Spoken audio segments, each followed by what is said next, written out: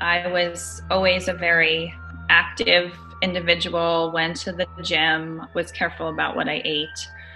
I always struggled with acne though. At 18, I went to the dermatologist and he said, I have something that could help with this. Why don't you take the Accutane? I was in college at the time, so I took the drug and I started to have this deep-seated fatigue. And I just remember waking up every morning and not feeling like I slept. I pushed through it. I didn't think it was the drug. I got clear skin. But then I remember just looking in the mirror and saying, I have this clear skin, but I look terrible. I looked so old and tired and I felt terrible. I got the bloody diarrhea that everybody talks about. The bloody diarrhea happened 2 months to 5 months after I took it. I went to the doctor and they diagnosed me with colitis. I was told I was going to probably have this for the rest of my life. Again, didn't know it was the drug. In my early 20s, the acne returned.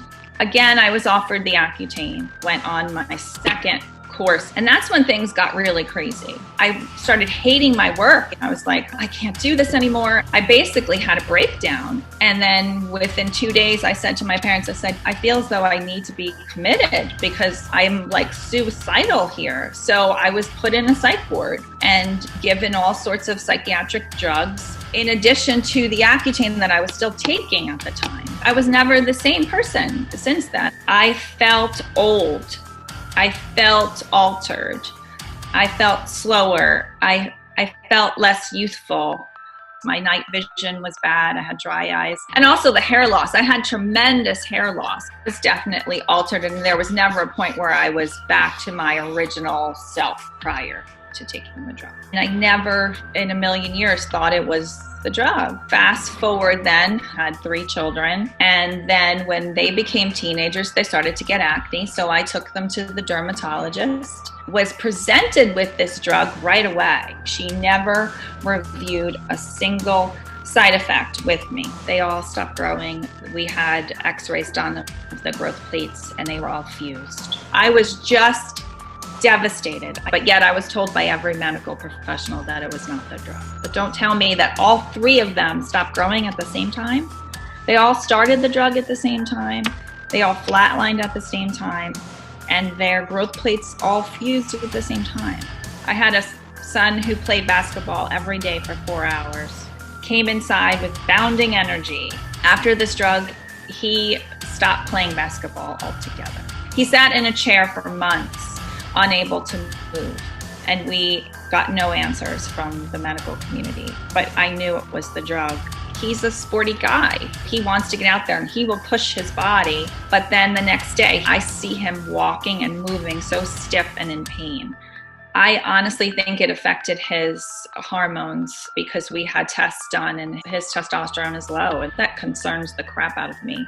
He had tinnitus, he had lockjaw, back pain, digestive issues. My poor daughter, she had a very traumatic experience with the hair loss. Hair is such an important thing to a girl. It's a completely different set of hair than what she had before. And also mentally, the depression is very bad for her and the brain fog. And she was a straight A student and now she's just not. She struggles to get those grades even into the B range. She said, Mom, I just lack motivation. I don't know why, but I struggle to find the importance in doing all of this. And I know it was the drug that altered her thinking and it altered her brain. I know my children. What mother doesn't know their children? I know the children I had prior to this drug, and I know the children I have after this drug, and they're different people. They always say to me, now they know, Mom, I'm okay, Mom. They say to me, I'm okay. I'm going to be okay. And in my heart, I don't know that. I don't know that for them. So my message would be to any parent, it's just a simple message. Do not give your children Accutane.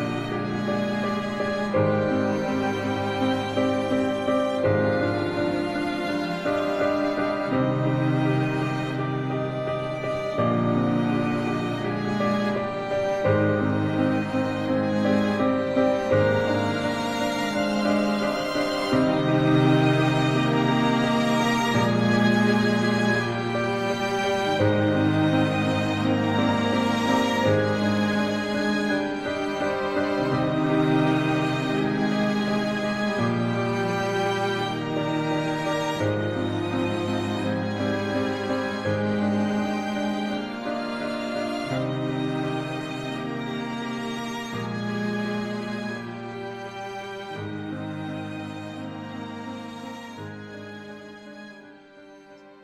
everyone. Thank you for joining us. This is Expelled, a channel that is dedicated to discussing the very real dangers that revolve around the pharmaceutical approach of medicine. And here we interview people who have found the courage and will to speak up their truth and share with you the devastating consequences that these drugs can have on the body, the mind, and soul. And here joining me now is Ro. Ro, thank you so much for being here. You're welcome. Thank you for having me. Of course, it's an honor. Anybody willing to come forward and speak, we're always so appreciative of that. So thank you. Can you tell us a little bit about yourself, your background, who you were before the event that changed somehow the course of your life? Sure. I'm a native New Yorker, and I was always a very active individual, went to the gym, was careful about what I ate. I always struggled with acne, though. It was not what teenagers would call a pizza face, but I would get some cystic flare-ups now and then, and I frequented the dermatologist all through my teenage years. I was put on things like tetracycline and Retin-A and topical things, but the acne persisted. And in college, right before I got married, I was a young bride. I was only 19. I wanted to look beautiful for my wedding. So at 18, I guess I was little before my 19th birthday. At 18, I went to the dermatologist and he said, I have something that could help with this. Why don't you take the Accutane? I was in college at the time. I was a sophomore. So I took the drug. Immediately, my lips started bursting with dryness and blood. And I started to have this deep-seated fatigue. And, as a college student, you just assume that you're tired. I always was the type of person that slept in, but I just remember waking up every morning and not feeling like I slept. But I pushed through it. I didn't think it was the drug. For whatever reason, I did not think that the drug had anything to do with that. And I remember feeling depressed. And I remember saying to my friends, I'm depressed, I'm sad. But, I pushed through. I had the dry, flaky skin that was completely embarrassing. And I got clear skin. So, I had beautiful clear skin for my wedding. But then I remember shortly after the wedding, like just looking in the mirror and saying, I have this clear skin, but I looked terrible. I looked so old and tired, and I felt terrible. And, I had to get up every morning by 7 o'clock to be at classes by 8. And I just kept hitting snooze on the alarm, feeling so achy and tired. But again, didn't know it was the drug.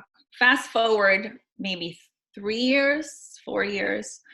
In my early 20s, the acne returned, and I went back to the dermatologist, and we tried some other things, some other topical things. And I mean, when I tell you that my acne, came back, I'm talking about a spot here, a spot there. It was not this huge flare-up.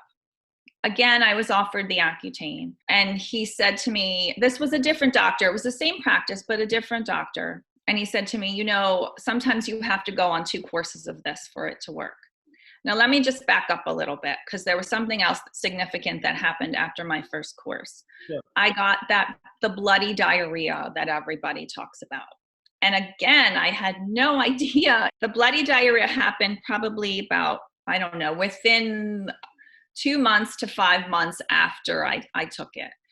I went to the doctor and they diagnosed me with colitis, unspecified colitis. So I was given a steroid and it seemed to tamper it down. But I was suffering, just with bloating and gas, and then just, this urgency to have to use the bathroom. And, as a young adult, you're trying to be social and you're running into the bathroom. Like, it was completely embarrassing. So anyway, they gave me more drugs that I was told to take, and it seemed to make that flare go away. But I was told that I was going to probably have this for the rest of my life, so I would have to go to the GI doctor, every 6 months, which I did faithfully. And as a young adult, eventually I stopped taking a lot of those drugs, which I'm grateful for now, because we all know that drugs are not always the answer. So then again, I got the flare, went back to the dermatologist, went on my second course of Accutane. And that's when things got really crazy, because the depression and the fatigue became so bad that I was working with autistic children at the time, and I had to go to give them therapy in their home. And I just remember thinking, this is such a sad job. I'm not making a difference. Like I started hating my work and hating everything I was doing. And I was like, I can't do this anymore. I basically had a breakdown and, called out sick from work. And then within 2 days, I said to my parents, I said, I feel as though I need to be committed, because I'm like suicidal here. So I was put in a psych ward and given all sorts of psychiatric drugs, in addition to the Accutane that I was still taking at the time. And I got marginally better. I was basically in a zombie type state. Like I no longer was thinking about death, but I was well enough to be released. And then I was never the same person since then. I was never the same person. I didn't go back to that career of teaching autistic kids, which was my passion. I struggled with jobs here and there. I eventually ended up in the corporate world. Again, just struggled with being able to get out of bed and feeling like an old person in general. And I never in a million years thought it was the drug.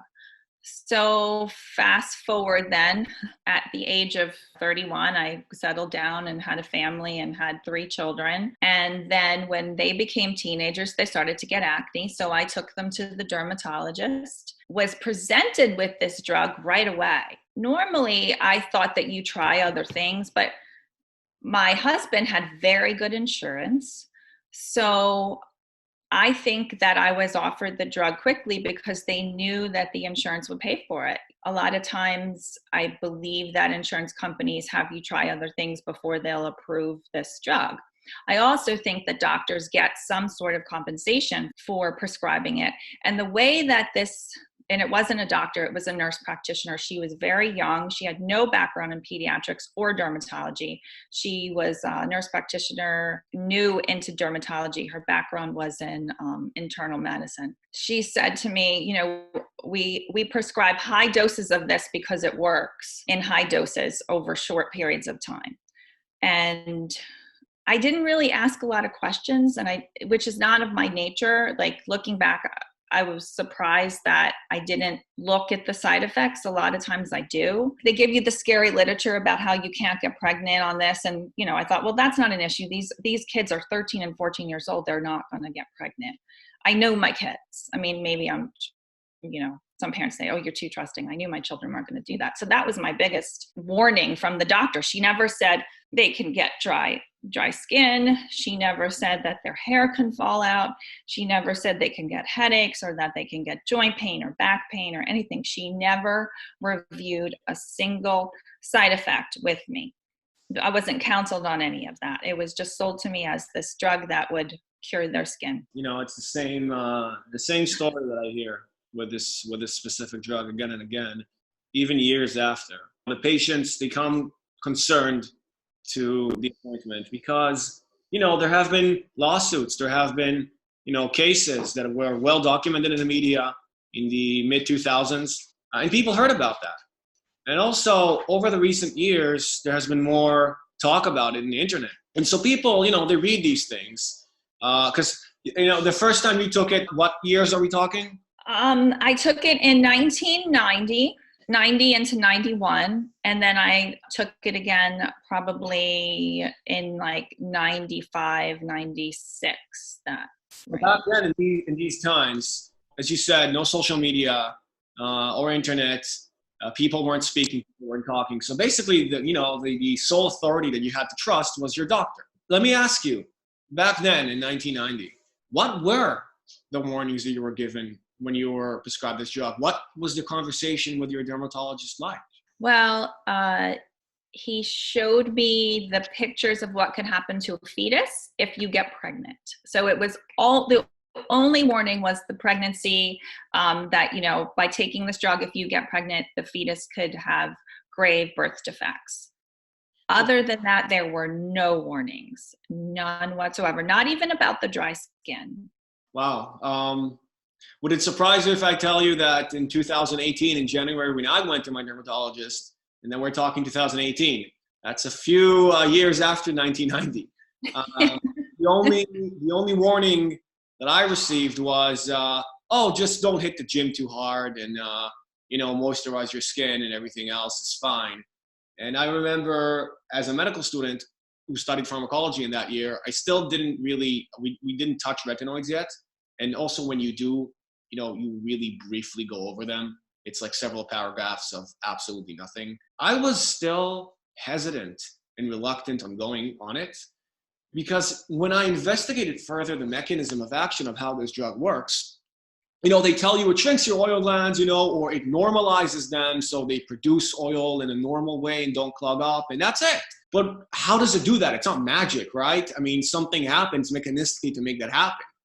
And the way it does so, unfortunately, is by causing apoptosis or cell death, specifically in stem cells and stem cell sebocytes within your glands. So to me, that specific fact kind of sounded very ominous to me because I was thinking, whoa, this is a systemic drug. And if it causes death in cells in these glands, I mean, where else is this happening, right? And when I approached my dermatologist and talked to him about these things, and also over the years, more horror stories accumulated on the internet, but unfortunately, again, only in obscure threads or forums, nothing official. He just laughed and dismissed all of it and told me that he has 30 years of experience with this drug and it's an amazing compound and don't listen to the hearsay, don't listen to the rumors. If something, doesn't feel right, you can just stop it and everything's fine. It's so many years after your initial experience with it, and still nothing has changed. Wow. So basically you received no warnings about any dangerous thing that can happen to your body. No. And you know what, though? I wasn't received any warning, especially about the depression, but I was received a warning about the depression for the kids. She did say to me, she said, there's a study that says that this can cause depression, but they proved that that's not accurate, that that's not true. But every time we went to the dermatologist, she did ask them how their mood was. They keep saying it, Roche, the company who made the original Accutane, you can't really rule out that it's not the acne that causes the depression, because acne is depressing people. That's why they go to the dermatologist. How convenient. So it's a confounding factor here. But a study that was done in 2005 by the psychiatrist Doug Bremner proved without a doubt that this drug directly damages the brain. And he showed with imaging techniques that the orbitofrontal cortex had a reduction of 21% in its metabolism just after 4 months of taking this drug. And that's just one area in the brain. There have been other studies by the Norwegian Medical Association that have shown by imaging organic brain damage in people that have taken this drug. And also, you don't have to be a genius, just someone who studied basic biology, to know that overdosing on vitamin A, just vitamin A, and I'm not talking about the most potent form of it, which is retinoic acid, that's what Accutane is, causes severe neurological issues in anybody who's exposed to this overdose. And so to say that the link between depression and this drug, or any psychiatric issue in this drug, is non-existent is ludicrous and, quite frankly, a total deceitful lie. And so it's absolutely criminal when they keep saying that, even to this day. So. I agree 100%. And, the problem is there's a lot more people like me with my first experience that they're having, side effects, but they don't realize it's the drug, so they're not reporting it. So, that doesn't help our cause at all. And so after you finished your initial course, though, things kind of got back to normal for you initially after the first time? It was so long ago. I would say no. I felt old. I felt altered. I felt slower. I felt less youthful. There was something off, but I just didn't know what it was. And it was strange. I would feel like I would have days where I would have glimpses of my old self. And I'm not sure if that's because my diet lined up with something I needed that day that I wasn't getting or whatever, or there would be small glimpses of that. But the only time I felt best was like on a weekend when I was able to sleep in as long as I could, and I would wake up feeling somewhat refreshed, but it would only last like maybe 3 or 4 hours. But you can't sleep till 1 or 2 o'clock in the afternoon and be able to work. Maybe I was just an oblivious individual. I have no idea why I didn't question these things. And also the hair loss. I had tremendous hair loss. Luckily, I had such a thick mane to begin with, but I just remember clogging the shower all the time. And that continued. That just continued. And the eyes, the things with the eyes, that just continued to get worse. My night vision was bad. I had dry eyes. It wasn't as bad as the second dose, but I was definitely altered, and there was never a point where I was back to my original self prior to taking the drug. You know what? This is a point I'd like to stress out. If people here are listening to this interview, if you go online, if you search for Accutane support groups, there's a common theme here that everybody who got hurt by this drug says that they feel old, that they feel like they have aged. They are 20, whatever, but they feel as if they're trapped in a 90-year-old body. And this drug does actually work in multiple mechanisms that involve aging. And it does age your tissue. It's a genotoxic medication that damages the mitochondria. It causes epigenetic alterations in the DNA and massive amounts of body-wide cell death in multiple tissues, because almost every tissue in the body responds to these retinoids that alter the cell cycle. And so, it's not surprising, this intuitive sense that you feel that you're aging after you take this. It's because we literally are. And so just so people can comprehend how insane this medication is, or this practice of prescribing it to anybody, is you're literally giving people, our youth, because this drug mostly is given to people in their teens or in their early 20s, and it literally ages them and alters the way their body works permanently for the rest of their lives. And that is the truth about this medication. And that truth is something that is not being told to the public by the dermatologists, by the American Association of Dermatology, by the FDA, any regulating body that you can point to. And how is this allowed to happen? It's unreal. It's, in my opinion, one of the biggest scandals, in medicine. And another problem with this drug is, I don't know, you can go into that, but a lot of times people stop the medication, they feel okay on the course, and then after they stop, boom, just issues start popping up and you start deteriorating and breaking down as if a nuclear bomb was just set off in your body. Because of that, people, sometimes don't connect the dots because they're off the medication and they're told, well, while I was on it, I was okay. I'm off it now, so I should be feeling better. And then all of a sudden, several months to a year after, or sometimes several years after, they start experiencing all these bizarre issues with their health, and they just don't attribute it to the drug.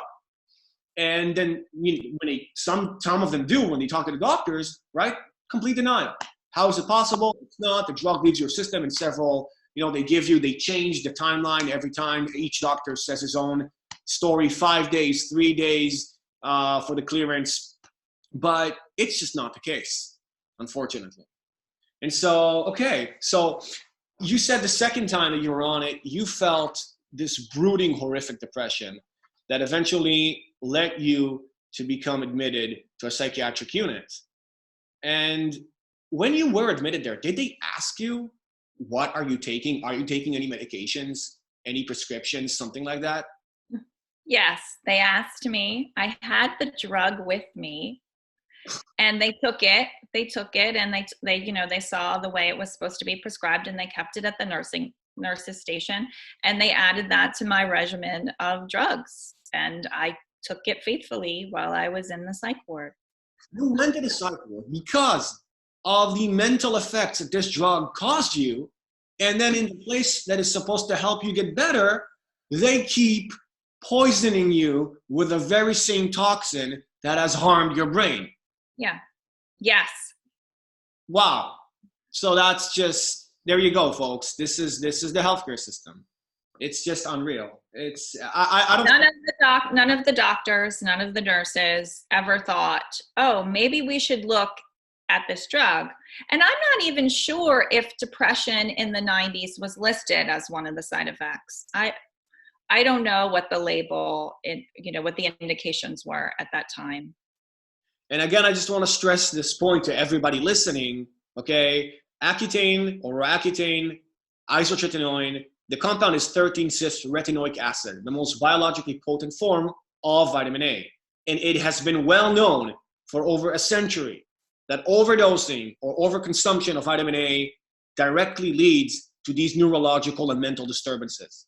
So what's the excuse for these people not to make that connection? There isn't any.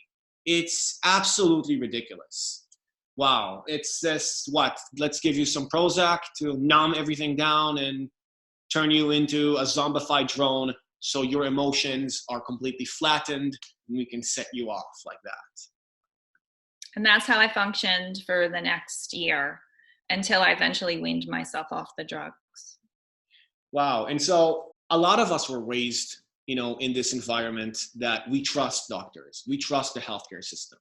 We're taught from a very early age in schools that doctors are these angels in white that are there to help us. And there's this mythos surrounding them, that they're intelligent and smart and bright, and they're the best of the best, right? That they're there to really better mankind and ease suffering and heal us. And we don't question them too much. They went to school for over a decade and, they know what they're doing. So when they told you that it's not the medication, or they didn't tell you anything about it, right? Then why would you make the connection? Especially in those times where it wasn't publicly known at all. There weren't any scandals, there weren't any trials publicly in court about this. So you couldn't have known, And it's just unreal because this is the same thing that happens to so many people, that they have no idea that their issues, their damage, their symptoms that they're dealing with are a direct result of a pharmaceutical that they've taken. Yeah. And, like you said, other issues continue to arise. In my late 20s and 30s, I had back problems. I ended up with 2 herniated discs. And honestly, I don't even know what I could have done to have caused that kind of damage. I didn't have a job that required heavy lifting. I did yoga. How on earth did I blow 2 discs? And I remember the doctor saying to me, gosh, you have the spine of a 65-year-old woman. And then even more recently, I had an x-ray of my neck and the doctor was like, did you have damage? Did you get into an accident? Because you have bone spurs in your neck. And I was like, no, but I did take Accutane.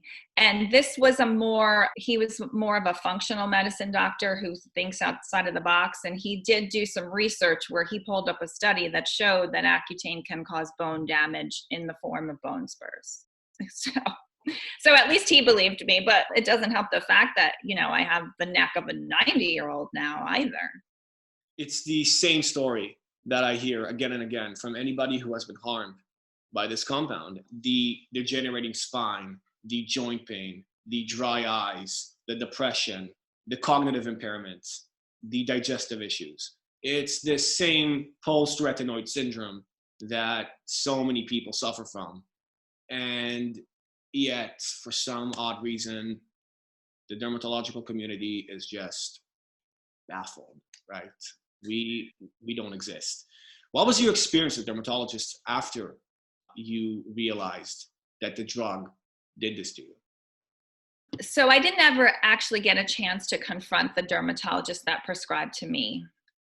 The first dermatologist died, and the second one, I actually tried to contact him to get my records, and they didn't keep records back that far. But with the children, when we discovered that they had stopped growing, and it was all three of them, their growth had flatlined completely.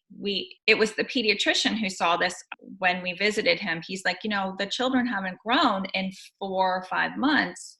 I went home, he's just like, sometimes that can happen, but for all three, that was really weird. He's like, I'm a little concerned. Let's do some blood work.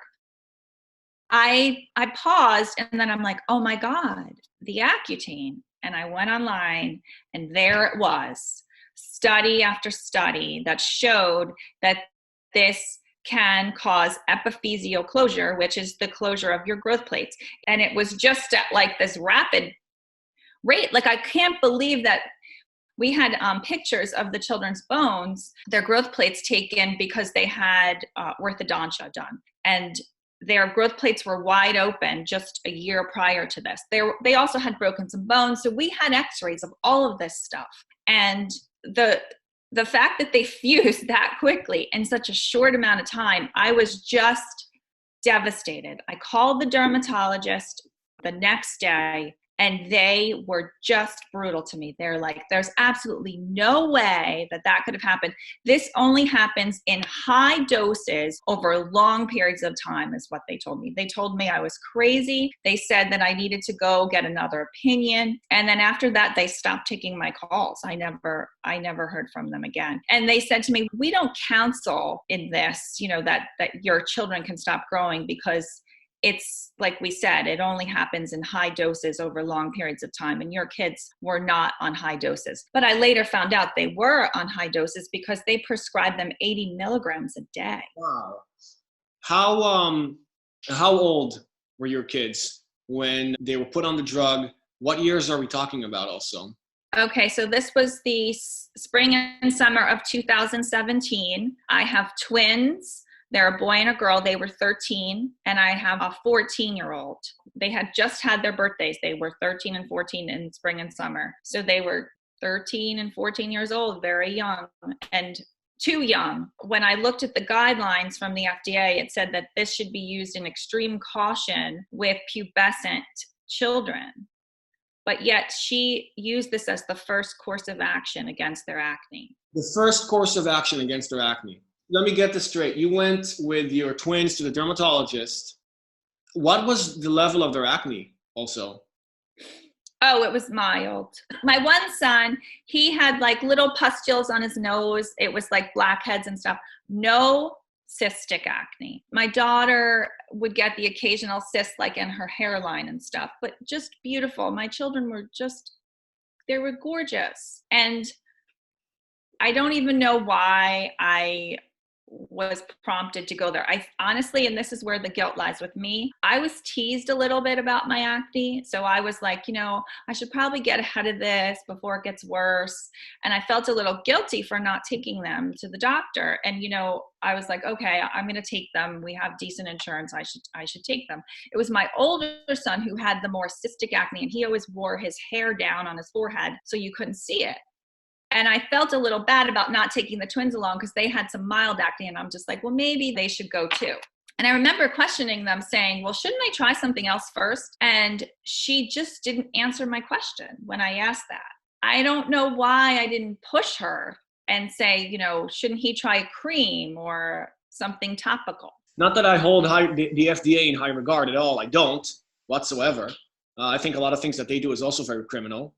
But the basic guidelines of using this, and I won't call this a medication. I'll call it exactly what it is, which is just a toxic overload of retinoic acid. That's what it is. Direct poisoning. Even they have a guideline saying that this should only be reserved for the usage against severe cystic acne that is not responsive to any other treatments. That's the FDA guidelines. And even Roche themselves on their insert, they say so specifically, that this drug should only be used for the most severe cases of nodular cystic acne that is unresponsive to other treatments because of the potential of severe side effects. And yet, for some odd reason, right, to me it's very clear what the reason is, these dermatologists just choose to completely deny these guidelines and give it out to cases of mild acne to children. If this is not a crime against humanity. I don't know what is. Maybe someone in the comment section can enlighten us. It's just unfathomable. I hear your story now, and it makes me so angry. It makes me so furious that someone would go through medical school, take the Hippocratic oath to do no harm, and then just to get good acne clearance rates and good reviews on their website or whatnot, that their treatment works, that they cleared my acne, they're willing to just ignore all the dangers ahead. The writing is on the wall, basically, with this compound, and just hand it out like M&Ms to kids. Wow, I'm sorry. I'm just, when I hear these things, it really, really gets me. Yeah, I apologize.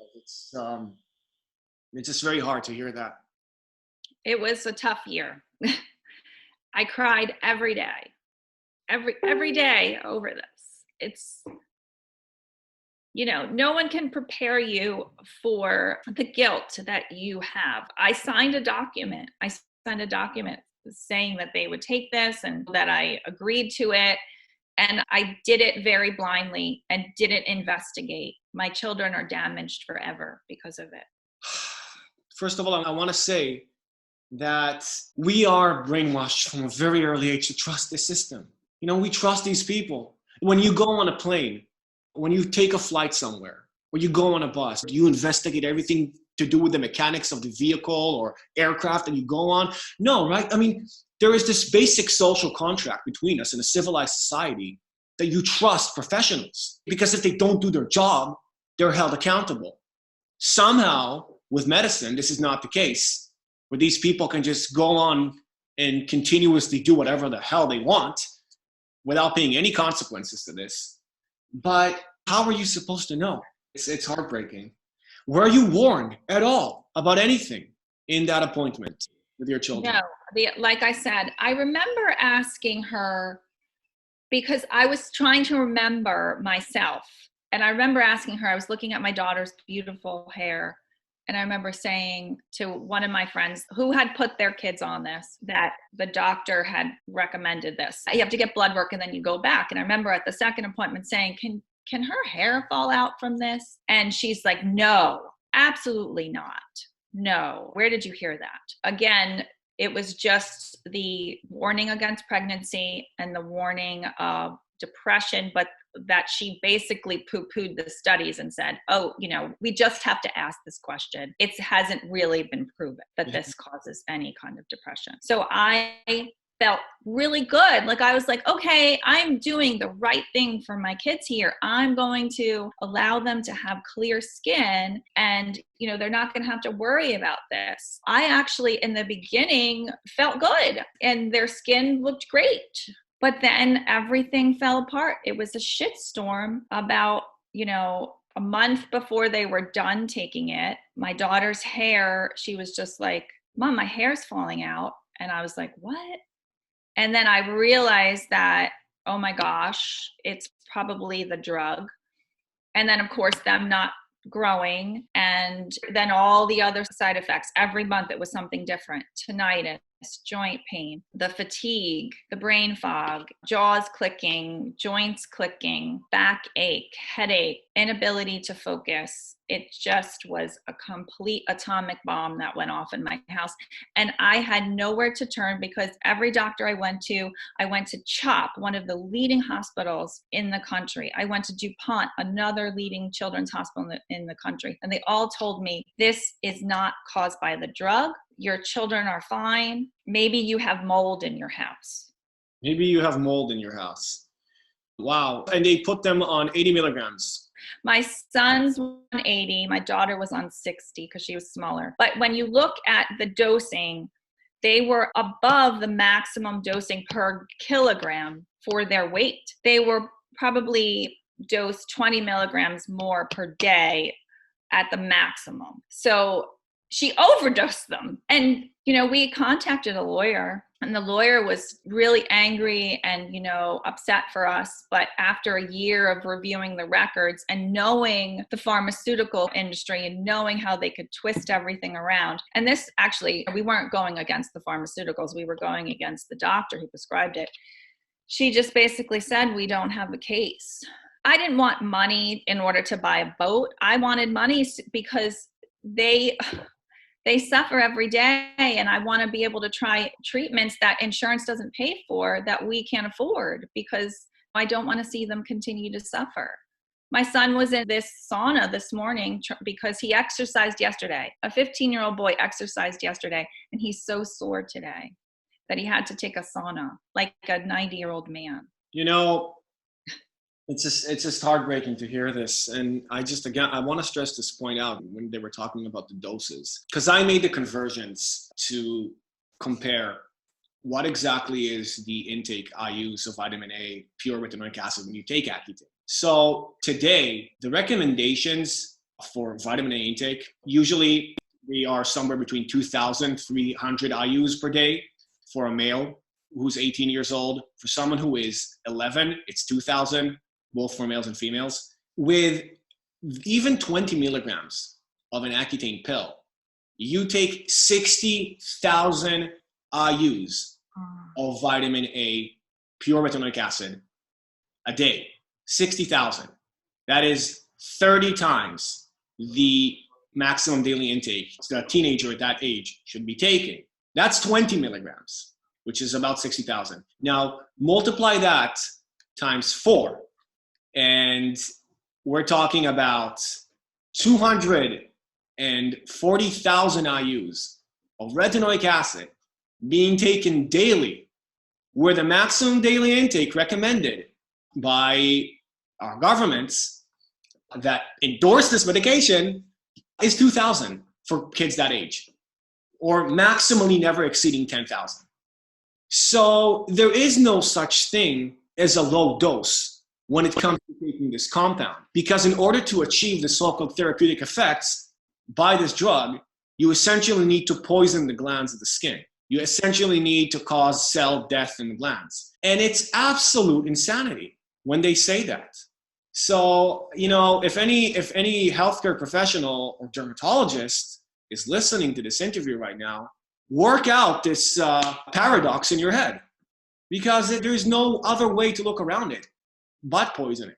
So that's why it's no surprise that these effects happen to people who take this drug. All well-documented effects for anybody who is overdosing with vitamin A. It takes me aback always when I think about this, because unlike other drugs where it's kind of harder sometimes to understand exactly why they do what they do, with this drug, it's so blatantly obvious that I just don't understand how it's possible that it's still on the market. I just simply can't understand. Are you familiar? When I was researching this, of course, after the fact, I saw that there was a lawsuit, a class action lawsuit against La Roche for Accutane because of the GI issues, because of the Crohn's and the colitis that it caused. But then in 2017, everything got thrown out. Do you know anything about why? Was there a judge perhaps paid off? I didn't go deep into the lawsuit trying to understand exactly why it was dismissed. But what I can say is that there has been a massive study that has been published that they took a sample of almost 50,000 people to figure out if there is an association between consumption of this medication to the development of gastrointestinal diseases. And not only did the study show that there is no link, actually, it showed that there is a protective benefit of this medication. Yeah, and when you look at the sample of people that claim that this drug has hurt them, and almost every single person who has been hurt by this drug has digestive disorders. And we know that it does this because when you look mechanistically at what the drug does, we see how it damages the barrier in the mucosal lining of the gut, in how it damages glandular structures. And you have glands everywhere lining your GI tract. You have glands in your pancreas. You have glands in your stomach, in your small intestines, in your colon, etc. And I mean, it doesn't take a genius to understand that impairing all these functions in this tissue is going to lead to damage. So it obviously does that. And so a study, if it was conducted in a genuine and honest way, should have obviously shown these things. But not only has it not, it showed that it's protective. Which, what does that tell you about these studies that are released? That they're completely fraudulent and deceitful. And you just simply can't trust this. And a lot of people, what they do is, especially, when you go through the medical education, they tell you, you can't just look at the internet and talk to people in forums or whatnot to understand the truth behind whatever happens. You need to look at reputable scientific sources and analyze data. They say peer-reviewed studies, right? Peer-reviewed studies, exactly. Exactly. And unfortunately, that's what happened to me, because I looked at the peer-reviewed studies. I looked at the clinical data. And that data showed to me that this drug is extremely safe. And I have to say, this still really hurts me. I did read some horror stories before I took this drug, and it really scared me. But I was thinking to myself, come on, are you telling me that all these studies couldn't, point to these things happening? I mean, it's impossible. But the reality is that you simply cannot trust these studies, because this is my estimate and estimates of other physicians that are aware of the corruption and the foothold that the industry has in the journals that publish all these studies. But I would say that about 50% of these things that you read on PubMed and NCBI, a lot of them are just fraud. And that study, to me, is the perfect example for that, because I know what happened to me. My digestive system was perfect. My musculoskeletal system was perfect. My brain was perfect. I'm originally from Israel. When I was 18, everybody in Israel, we have an obligatory military service, and I was drafted to the IDF, and I served in an elite force in the infantry that very few people manage to get into. That requires rigorous training and exceptional physical prowess and fitness. And so I was a healthy person before, with no family history of any disease whatsoever, close and wide, everybody in my family. And so all of a sudden, a month after I stopped this medication, my digestive system is just destroyed. So I know this drug did that, but this study shows that it didn't with a sample of 50,000 people. So obviously something here is very, very wrong. And a lot of parents, I can tell you that my partner specifically, her father is a doctor. And, he also looked at these studies, and he recommended her to go on this drug. And I can't tell you how many people I've spoken to that their fathers or mothers are dermatologists that spoon-fed them this very same compound that destroyed them. I have two stories of the same situation. One, the parents worked for the pharmaceutical company. Another, the mother was a dermatologist and gave it to her 12-year-old daughters. And what happened? Well, it's interesting because she actually ended up, she was one of the people we saw at CHOP. So she was arguing with me, saying that her daughters, she was older, so this might have been like 15 years ago, took the drug when they were 12, and they were just fine. But really, I don't think anybody's just fine. They just don't know. They don't know enough to make the correlation between the symptoms that they're having to, connecting the dots back to the drug. They just think it's something that they acquired independent of Accutane. But we all know that's not true. Yeah, unfortunately. And a lot of people, as we said before, the damage manifests sometimes years after. They don't know why. And then all of a sudden, 5 years, even 10 years down the line, they wake up one morning and their eyes are bone dry. Or all of a sudden, they develop an inflammatory bowel disease. Another thing to point out is that people need to understand that these side effects, and I don't like to call them side effects because it's not a side effect. It's just tissue damage, pure and simple, from poisoning. That's what it is. Are so debilitating that people just cannot function anymore. And a lot of they say that suicide has been correlated with Accutane usage, and it's in the warning in the label. But what people don't understand is that the majority of the suicides from this drug happen after you stop taking it, after your skin has already been cleared. The reason is the side effects are so heinous and bizarre and horrific that people just can't deal with them anymore. And these stories are out there. There was a story about this girl, I think it was in England, who left a suicide note before she decided to jump in front of a train 3 months only after she stopped taking the drug, saying that the drug aged her body permanently and there is no way out. And then in court, her dermatologist, what he had to say was, but you responded beautifully to the drug. Gosh. That's what he had to say. And these stories repeat themselves again and again and again. People need to be made aware of this somehow. I don't know how to break through this because every time, every dermatologist that I've talked to, and I've talked to dozens of dermatologists after this happened to me, none of them acknowledged that this thing is real. Zero. No one. Because there's so much invested in the pharmaceutical companies that if they went up against those giants, honestly, I think their lives would be on the line. I agree to some extent, but then again, what's the alternative? I'll just keep pushing it to kids and ruining their lives. I mean, I would love to know their compensation that they get for prescribing this, because there has to be something else that we don't know about. I think there is also this matter of motivated thinking, that they see that it's effective. And basically it's, the only cure that they have for acne, right? Because everybody knows that, you take an antibiotic, it might go away. And then, if you don't resolve your internal issues that you have that lead to the manifestation of inflammation in your skin, like changing your lifestyle, changing your diet, reducing the stress in your life, having a better mental health, then it's going to come back. And so, this is the only tool that they practically have in their arsenal to provide you with a cure for this, for acne.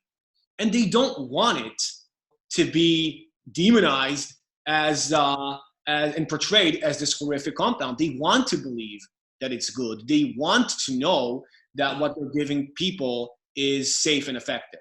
And I think it goes, it's the same thing with so many other drugs. Like, for example, a lot of dermatologists unfortunately also use finasteride, which is a 5-alpha reductase inhibitor that is used to treat male pattern baldness. And it's also a horrific drug that causes horrific, debilitating long-term symptoms in males who take this drug. And again, in the dermatological community, complete denial. Why? Because it's the only effective thing they have. And they don't want to face the fact that what they're doing is actually destroying people. So I think that is, a part of that, this motivated thinking, this bias that they have to kind of want to ignore this. But we cannot be ignored anymore, and we will not be ignored anymore. And so, that's why your interview here is so important, that other mothers or parents that are listening to this, and they have a teen, in their household who's struggling with acne, and everybody knows acne is not fun, it's not nice, especially in the teenage years when your self-esteem is low, you're trying to figure out who you are, trying to fit in with your peers. And it's something that these doctors, they can use so easily. They know how to coerce you in that situation when you're vulnerable. And they give you all these promises. Oh, your skin will be clear. You'll feel great, And so you feel so compelled to take this. But please, parents, listen. We have right here with us a brave mother that came up here to talk and tell her story. Do not follow that example. Don't do what I did. Don't do what she did. Watch your children. Care for them. They're the most precious thing you have in this life. And you cannot trust their lives at the hands of a stranger, even if he has a title of an MD behind his name. So, thank you so much for just being brave enough to come here and share this, because it's so important that parents listen to this message. You're welcome. And if, my story can change just one parent's mind, then I'd be grateful, because no parent should have to go through this. I had a son who played basketball every day for 4 hours, came inside with bounding energy. And after this drug, he stopped playing basketball altogether. Like he sat in a chair for months, unable to move. And we got no answers from the medical community, but I knew it was the drug. And I'm thankful for people like you and Tom and Rochelle who spoke up and, were vocal on social media, because it gave me some sort of direction and it gave me some sort of light in the darkness. So thank you. Of course, it's the least I can do. You know, as someone who is part of this system, which sometimes I feel a great disgust towards, unfortunately, and great shame, because you know my perception of medicine prior to this experience that I had was completely different than what it is now. So I think it's the least that we can do. Um, so let me get this straight. All three of your kids took the medication? Yes. And what are the issues today? So we're talking 2020 now, and they were on the drug in 2017. What today are still the issues that they're struggling with? Well, the one who was the most affected, my now 15-year-old, he still has issues with exercise recovery, and he's a sporty guy. He played football, he played basketball, so he wants to get out there and he will push his body. But then the next day, he literally, like, I see him walking and moving so stiff and in pain. So we're trying to figure out supplements or whatever to try and help his body recover quicker. I honestly think it affected his hormones because we had tests done and his testosterone is low, and that concerns the crap out of me. That's a very sensitive issue, and it's a difficult issue to discuss with a 15-year-old, but I'm concerned about what that's going to look like for his future with his relationships with women. And he loves girls. At least he's still looking at them, but it concerns me. My other son, he had some hair loss, and it was weird. It was just on the one side of his head. His hair thinned. He had tinnitus. He had lockjaw. He had back pain, and he has digestive issues. He continues to this day, like after every meal, I could just hear it. Like he's just the food is not staying down. So he has that like reflux. We went to the GI doctor and they wanted to test him for parasites. I'm like, please, and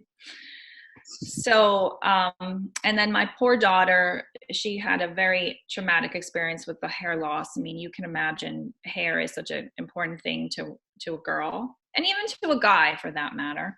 But you look great with your hair, it's a good look. But the trauma of that psychologically, to this day, still affects her. She's very scared about using any kind of heat or blow drying her hair. She struggles with how to style it because it's a completely different set of hair than what she had before. And also mentally, the depression is very bad for her, and the brain fog. And she was a straight A student, and now she's just not. She struggles to get those grades even into the B range. And, she used to be very organized, and I have to stay on top of her to motivate her to get her work done. And she said, Mom, I just lack motivation. I don't know why, but I struggle to find the importance in doing all of this. And I know it was the drug that altered her thinking and it altered her brain. It's very hard for them, though, to hear that. I'm not sure why. There is an element in my house where they think I'm a little bit crazy. They know that they were all affected physically by it. It's hard for them to take in that everything that's happening to them is related. And honestly, it was. I know my children. What mother doesn't know their children? I know the children I had prior to this drug, and I know the children I have after this drug, and they're different people. There's a death of our old self. And even now, I almost feel like I have PTSD when I look at pictures of the children prior to Accutane. It's almost like I'm like, well, that was our pre-Accutane life, and now this is our current, and when I look at it, it makes me sad because I always in the back of my mind wonder what would our lives look like had we not been introduced to that drug. Stressed out 2 points that you made regarding cognition and brain fog. So I can attest to that myself and so many other people that have been hurt by this drug. I do not have the same brain that I had before this. So the difference, the change is so profound that sometimes I don't even recognize myself. I remember prior to this, I would study sometimes 12 to 15 hours a day. My memory was just amazing. I could memorize endless amounts of material, and my reasoning and logic was so great, and I could verbalize and express myself tremendously well, much better than I can do today. And I feel like, I've been lobotomized, just, in a constant mental haze, constant mental fog. Everything is so much harder to do, whether it's studying or conducting a proper conversation, even interviews that I do on this channel. Everything is so difficult.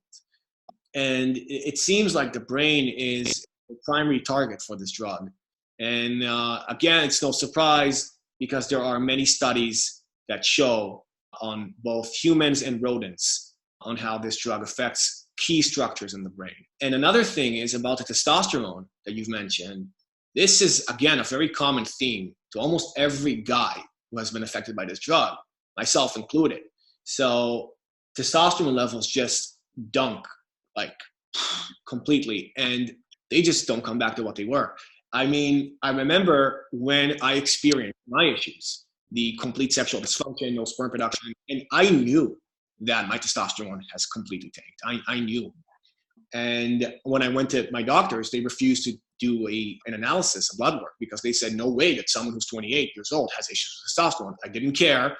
I stressed the fact that I want this test done, and I did, and the results were horrendous. My testosterone was about 130. It was lower than that of an 80-something-year-old man. And 2 years after today, it's extremely low still. It recovered a bit, but it's around 400 something, which is, for the average of my age, is ridiculous. And so what I'm right now considering to do is to start going on testosterone replacement therapy, just so I can get, some sort of benefit and a little bit better quality of life. And a lot of men after this drug resort to that, because they just, you try and just nothing works. So it's literally castrating young men all over the world. I can't think of something more cruel to do. And to me, it happened when I was 28. So, I had my, time having fun with girls as a teenager and throughout my 20s, and, experience sexuality and, the beautiful experiences you can share with the other sex. So at least I get to say I had that. But I've spoken to people who this happened to when they were 15, and then they became impotent permanently for the rest of their lives. And what this does psychologically to a young man, is beyond devastating. It destroys you. Doctors that do this to people, and I'll say this, I don't feel, shame or I don't care about the repercussions. You should be ashamed of yourself. You should be ashamed of yourself. You're disgusting for doing this to young boys throughout the world. It's just criminal. There's no other way to put it. And just to clarify, all your children's growth ceased after the course of the drug? Yes, they all stopped growing. We had x-rays done of the growth plates, and they were all fused. Wow.